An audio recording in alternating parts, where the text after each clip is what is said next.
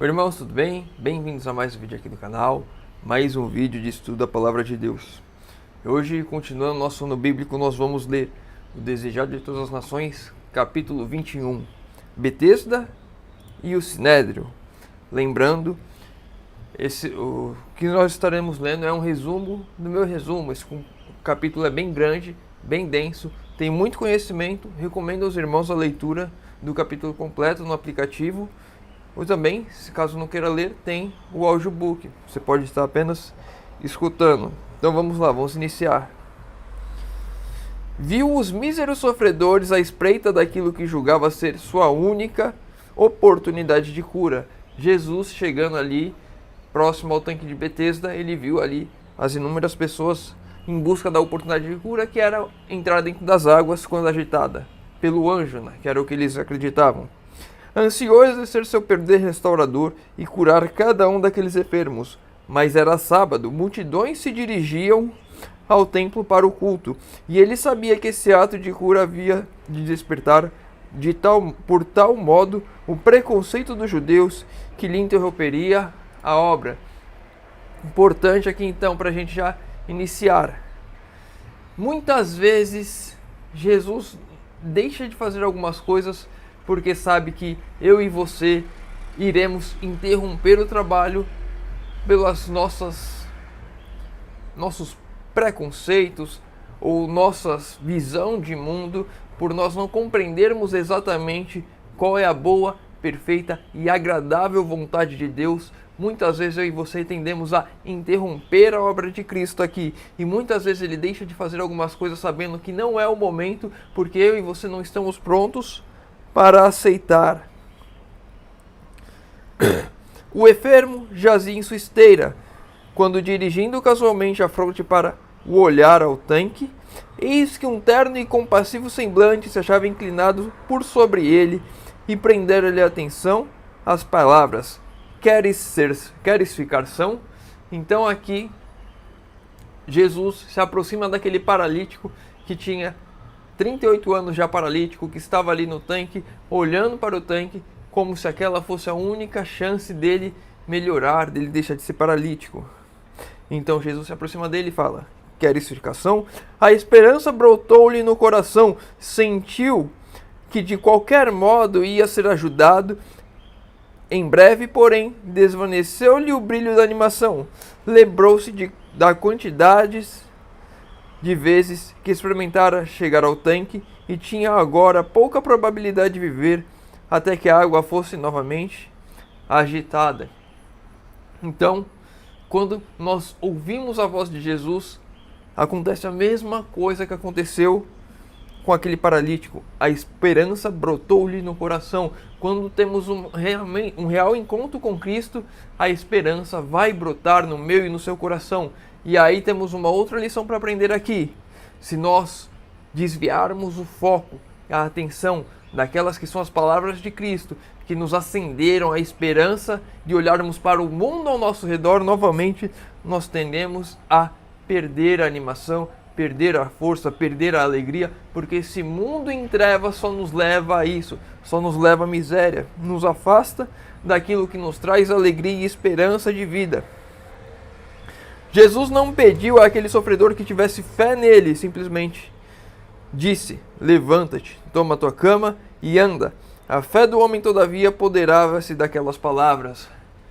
Muitas vezes, Jesus não vai pedir que tenhamos fé, ele vai apenas dizer que façamos aquilo que tem que ser feito. Para de comer isso, para de assistir isso, para de fazer isso. Para que possamos, de fato, experimentarmos uma renovação da nossa vida, uma mudança de vida. Ou então, faça isso, leia a Bíblia, ore, busque, estude. Essas são as palavras de Cristo. Ele não pede para que tenhamos fé, mas quando fazemos aquilo que Deus diz com fé, isso transforma a minha e a sua vida. Jesus não lhe dera nenhuma certeza de auxílio divino. O homem se podia haver detido a duvidar, perder a única oportunidade de cura. Creu, porém, na palavra de Cristo e, agindo sobre ela, recebeu força. Quando recebemos a palavra de Deus, devemos agir conforme ela nos diz.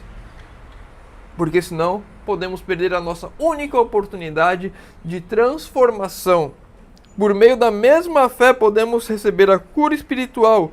Fomos pelo pecado separados da vida de Deus. Temos alma paralítica. Eu e você temos uma alma paralítica. Não somos por nós mesmos mais capazes de viver vida santa do que aquele homem de andar. Muitos há de compreender a própria impotência e anseiam aquela vida espiritual que os porá em harmonia com Deus. Estão vãmente lutando por obtê-la, lutando por suas próprias forças, querendo isso por você mesmo, por mim mesmo. Eu e você somos paralíticos espirituais se não obedecermos, se não ouvirmos e colocarmos em prática a palavra de Deus. Eu e você somos como paralíticos espirituais. Não temos a capacidade de andar por nós mesmos, apenas nos colocando a serviço da palavra. Não espereis sentir que estáis são. Crede-lhe na palavra e será cumprida. Ponde a vontade do lado de Cristo. Desejais servi-lo e agindo sobre sua palavra, recebereis força. Seja qual for a má prática, a dominante paixão que devido à longa condescendência correnta a alma ao corpo, Cristo é capaz de libertar e anseia fazê-lo. Não importa qual seja o seu problema que te enraizou nesse mundo, Cristo pode romper, quebrar, serrar as raízes que estão te prendendo aqui para que você se ligue a Ele. Basta crermos e nos apoderarmos dessa promessa. Eu não vou ser capaz de fazer nada sem Deus. Por mim mesmo, eu sou lixo, eu sou pó, eu sou um verme. Com Deus, eu posso todas as coisas. Tudo posso naquele que me fortalece. Ainda mais coisas que são para o meu bem, para o meu renascimento espiritual.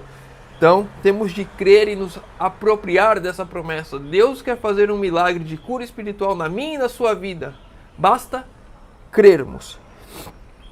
A ir apressado ao seu caminho, com passo firme e desembaraçado, louvando a Deus e regozijando-se no vigor que acabara de obter, encontrou vários dos fariseus e contou-lhes imediatamente sua cura.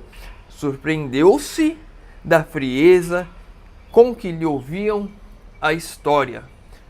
Muitas vezes, eu e você, quando experimentamos esse novo nascimento de fato, quando mudamos a nossa vida, quando nós nos apresentamos a outros irmãos, eles nos olham com desprezo e com frieza.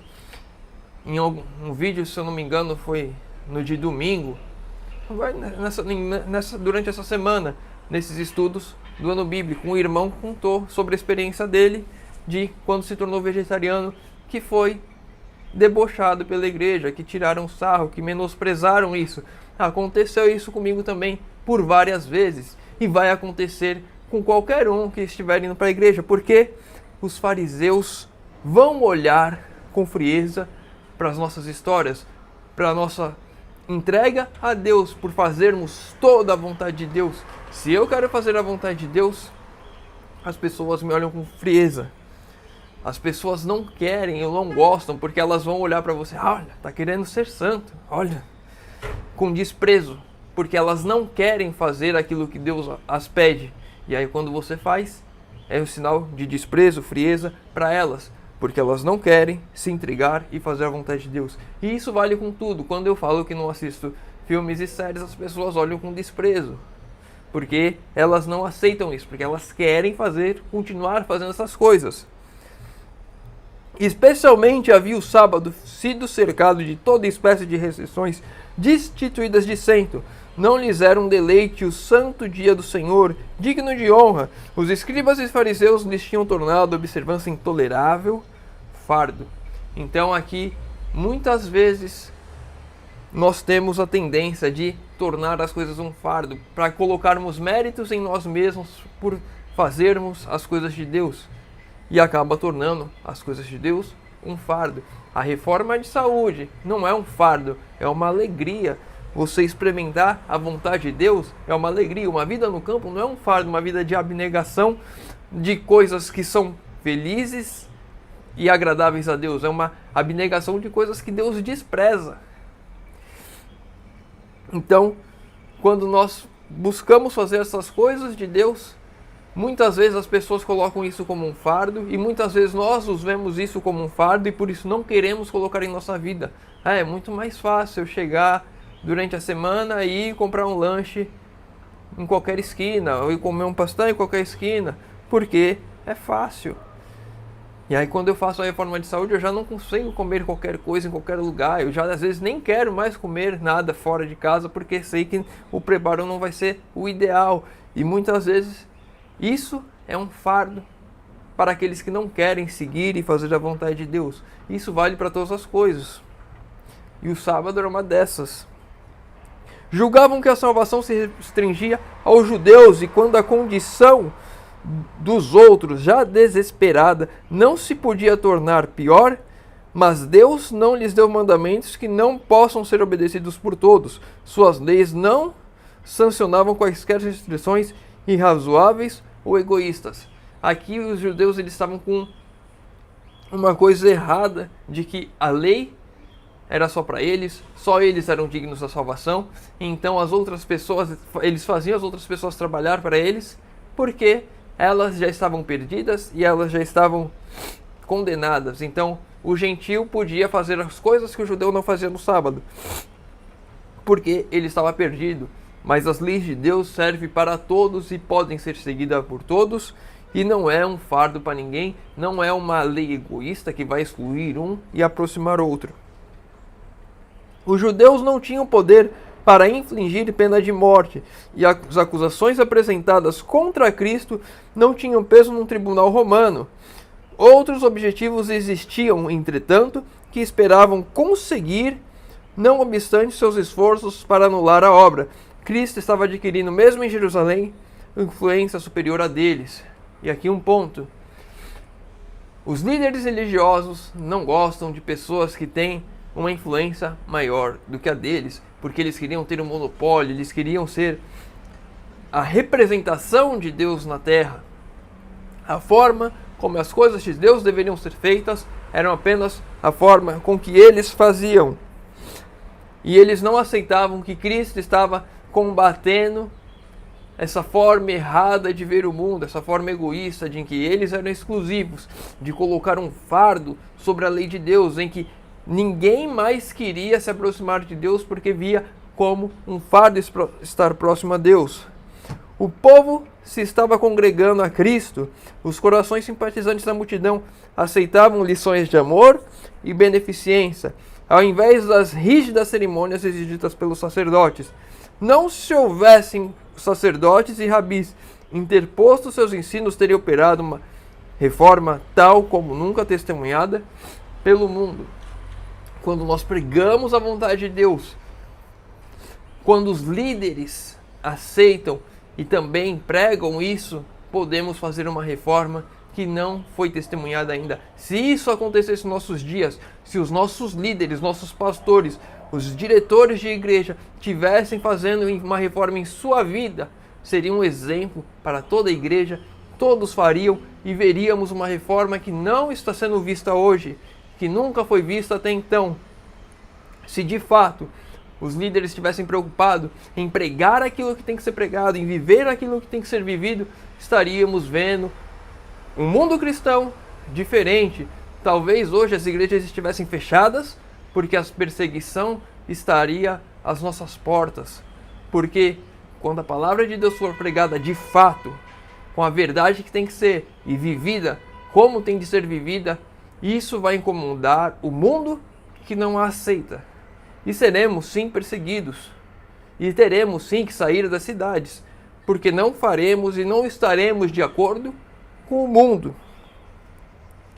A fim de conservar o poder, no entanto, determinar esses guias derribar a influência de Jesus, sua citação perante o Sinédrio e uma aberta condenação de seus ensinos contribuiriam para a efetuação desse desígnio, pois o povo nutria grande reverência por seus guias religiosos. Ainda aceitamos muito o que o pastor diz, o que o ancião diz, e não fazemos o que de fato A Bíblia e o Espírito de Profecia diz que devemos fazer. Quando assim fizermos, vai ser operada tal reforma e tal reavivamento dentro da igreja que ou todos farão essa reforma, ou aqueles que não fizerem irão sair porque não vão suportar.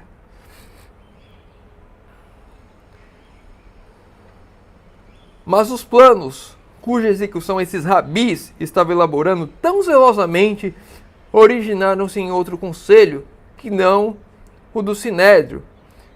Depois de haver fracassado em seu desígnio de vencer a Cristo no deserto, a regimentar a Satanás suas forças para lhe opor ao ministério, obstando, se possível,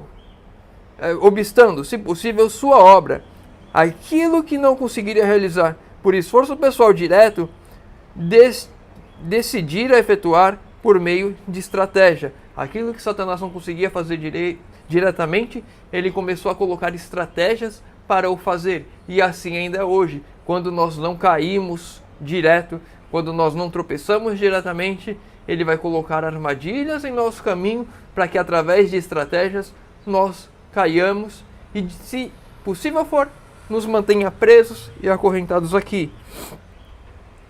Tão depressa se retirara do conflito no deserto, em concílio com os anjos confederados, com seus anjos confederados, amadureceu os planos para cegar ainda mais o espírito do povo judeu, a fim de não reconhecer o seu Redentor. Então, quando ele não vence a Cristo, ele vai até aqueles que são o povo dele, aqueles que tinham as profecias de que ele viria, o próprio povo judeu. Planejou operar por meio de seus agentes humanos do mundo religioso, imbuindo-os de sua própria inimizade contra o campeão da verdade, levá-los-ia a rejeitar a Cristo e a tornar-lhe a vida mais amargo possível, esperando desanimá-lo em sua missão. E os guias de Israel tornaram-se os instrumentos de Satanás em combater o Salvador. E hoje Satanás opera da mesma maneira. Por isso eu e você devemos sim orar pelos nossos líderes, orar pelos nossos pastores, orar por aqueles que estão à frente da igreja de alguma forma, para que eles não sejam instrumentos na mão de Satanás, porque Satanás vai agir da mesma maneira. Deu certo antes e pode dar certo novamente, caso essas pessoas que estão à frente não se entreguem a Cristo, queiram olhar para si mesmos, caso eles não se abneguem do seu orgulho, podem cair na mesma armadilha e serem instrumentos de Satanás para iludir e enganar o povo, para não levar o povo a fazer a reforma que necessitamos nos dias de hoje, para que em breve Jesus volte. Nós já lemos nos estudos anteriores que precisamos sim fazer uma reforma de saúde, precisamos olhar com carinho como sairmos das cidades para vivermos uma vida no campo, afastada das influências contaminadoras e destruidoras da cidade, para nos prepararmos e fazermos uma obra para a segunda vinda de Cristo. Como João Batista fez a primeira vinda, nós devemos fazer na segunda, como o terceiro Elias, o Elias profético.